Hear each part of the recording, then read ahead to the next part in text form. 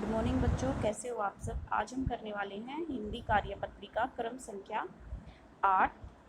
बच्चों, आपकी जो आज की कार्यपत्रिकाएं आई हैं वो दो हैं, 8A और 8B।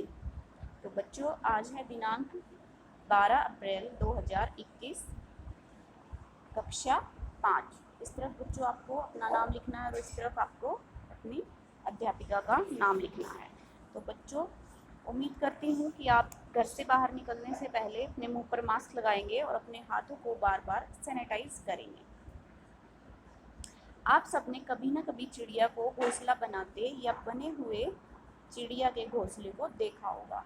चिड़िया अनेक चीज़ों जैसे पत्ते, तिनके, कपड़े के टुकड़े, पंख इत्यादि का इस्तेमाल बड़े ध्यान से करते हुए अपने घोंसलों को एक सुंदर आकार देती है। आइए ऐसी ही एक मेहनती चिड़िया के बारे में कुछ पंक्तियां हम पढ़ते हैं।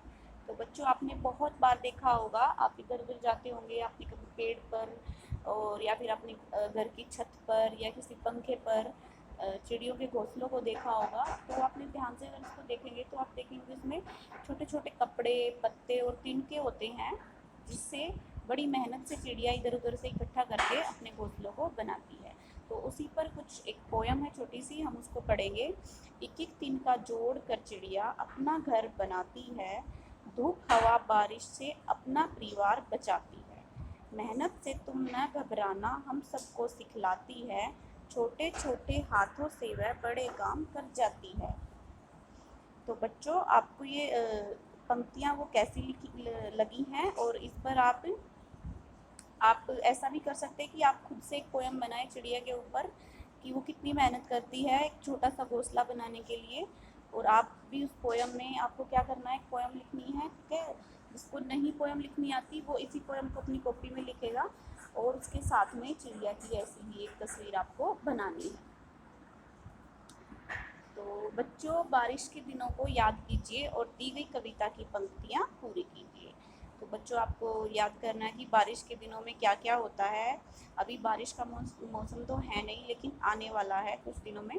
तो अभी आप बारिश के बारे में सोचिए और उसकी एक छोटी सी 4-5 लाइनें हैं वो हम पूरी करते हैं। बारिश आई छम छम, तो आपको एक बार छम छम लिखा हुआ, आपको 2 बार और छम छम इसमें लिखना है, छम छम छम छम। लेकर छाता निकल पड़े हम, लेकर छाता निकल पड़े हम। अगली लाइन क्या है, पैर फिसला, आगे क्या लिख सकते हैं, गिरे धड़ा। पैर फिसला गिरे धड़ा, यहाँ पर आप लिखेंगे गिरे धड़ा, ठीक है। ऊपर छाता नीचे हम, इस तरीके से आपको ये लाइनें पूरी करनी है। अगला है प्रश्न 2। नीचे दिए गए चित्र को देखकर एक कविता की रचना आपको करनी है। आप चाहें तो उसे अपनी कॉपी में या किसी चार्ट पर लिख सकते हैं। यदि संभव हो तो कविता लिखकर उसको गाते हुए अपना वीडियो ऑडियो अपने शिक्षक के साथ आपको साझा करना है। तो बच्चों, आपको करना क्या है कि नीचे एक चित्र दिया गया है, उसको ध्यान से देखना है कि ये चित्र किसके बारे में है, ठीक है। और एक कविता आपको लिखनी है। शेर कहलाता जंगल की शान, देखते ही उसको निकले जान। इन लाइनों को आपको पूरा करना है।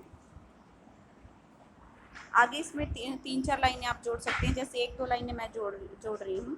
शेर होता बड़ा बहादुर, अपने सामने वह किसी को टिकने ना देता, इसलिए होता शेर जंगल का राजा।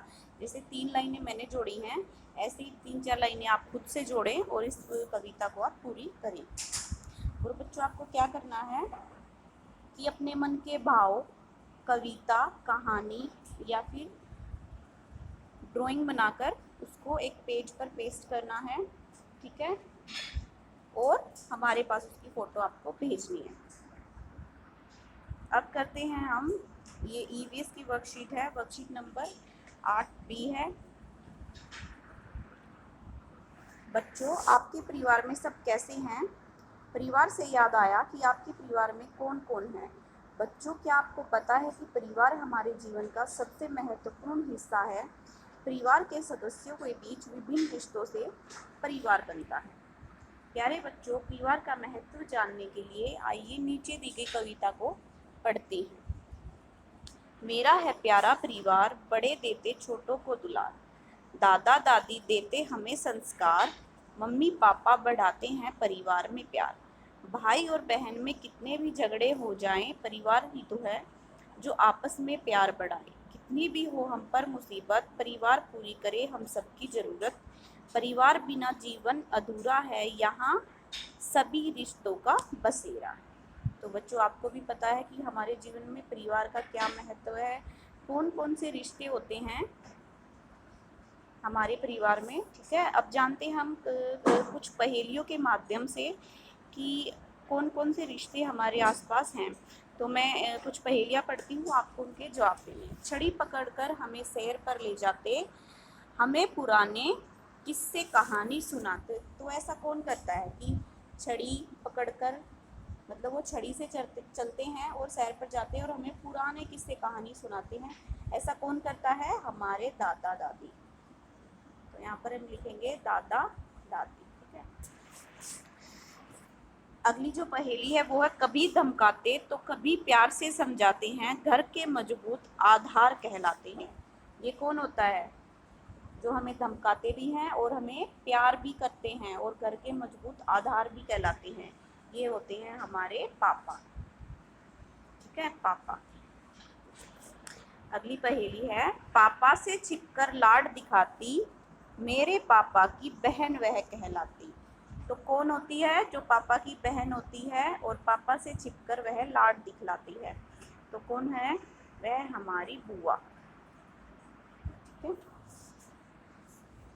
जिनके, अगली है पहेली, जिनके नाम में हम 2 बार माँ लगाते हैं, वह हमारी माँ मम्मी को बहन बुलाते हैं। ये है मामा। देखो आ गया ना इसमें 2 बार माँ, तो वो मामा होते हैं।